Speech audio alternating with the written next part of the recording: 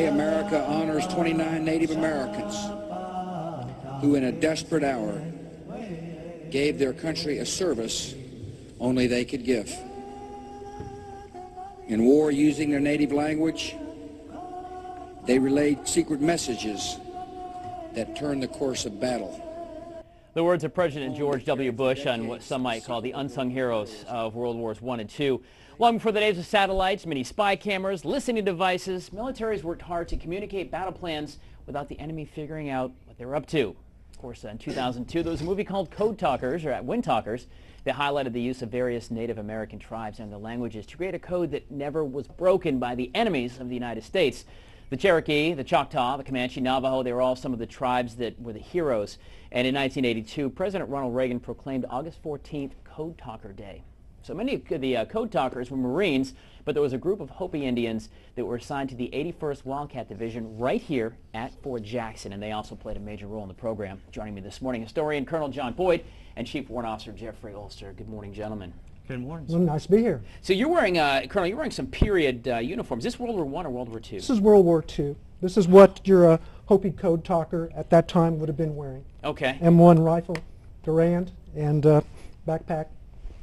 There you go. Not anywhere near as comfortable as today's BDU, sir. Correct. Yeah, not at all. Walking around with a rifle like this all the time, it's rather heavy. Right. Yeah, we don't do that anymore. We don't do that. Not anymore. Let's talk about the basics of code talking. Of course, it came from the Native Americans, and that was their actual native tongue with a slight variation. Where did that all come from? Well, that it actually originates in the First World War when a Captain Lawrence of the 36th Infantry Division hears two Choctaw Indians talking and comes up with an idea that this would be very hard to break as a code or a language if the Germans were to hear them talking over the radio, for example. So initially he recruits 8 Choctaw, and then I believe their division, the 36, finds another 16, and before you know it, code talking is actually created. Now, is it actually their native tongue, or is it twisted a little bit? Because what if there was a German or an enemy who said, wait a second, I recognize that? No, it's a bit of both. Okay. You can use a native word, for example, now I'll refer to Navajo. They will say beshlo. Beshlo means iron fish, which stood for submarine, for example. But you can also do, in a sense, a phonetic alphabet. You could say the word ant in a native language, and you know that it starts with an A, even though the pronunciation has nothing to do with the letter A. And so you can actually create a phonetic alphabet out of objects, and therefore you can transmit a code.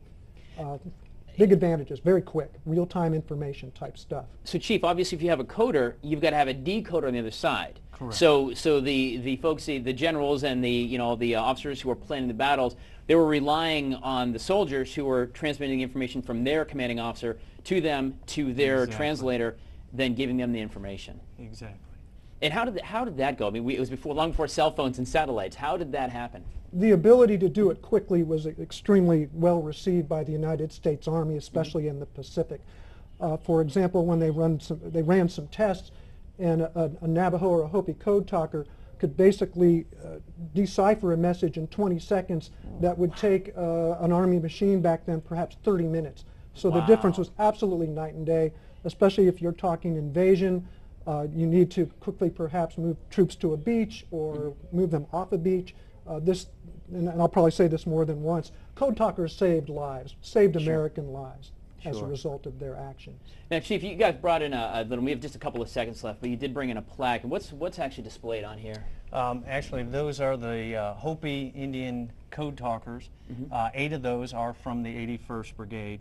And in April, we got to go to the Hopi inaugural dedication. And we met the families, all the families of the code talkers. Yeah, it was incredible. That's awesome. Those guys who were assigned here in Columbia to the 81st and at Fort Jackson, which is... Well, indeed, we like to mention that we are probably the only Army unit in the entire Army that has a special and unique relationship with an Indian tribe. Hopis, by their natures, don't even call themselves warriors. They refer to themselves as defenders. So when they came up with the idea of contributing somewhat like the Navajo, their people anteed up, and there were 8 of them. And the only unit they were ever assigned to was the 81st Infantry Division, which fought in the Pacific. So they are uniquely ours, and we have have a relationship with them, and we're very, very happy that we do. That's awesome. Coming up in a couple of minutes, we're actually going to meet one of the Hopi tribe. You know, one of the folks was a descendant, I think, from the Hopi tribe. We have a Native American with There us you who go. attended our That's ceremony in Arizona with the That's Hopi. awesome. Colonel Boyd and Chief OSLER. Guys, thank you for coming in. Thank you. Of course, your Thank you. service to the country as well, and educating us on code talking. It's kind of a very cool thing, so appreciate it. Well, guys, we're going to come back in a couple of minutes, but first, Miss Alexis King has got some plans. If you don't have weekend plans yet,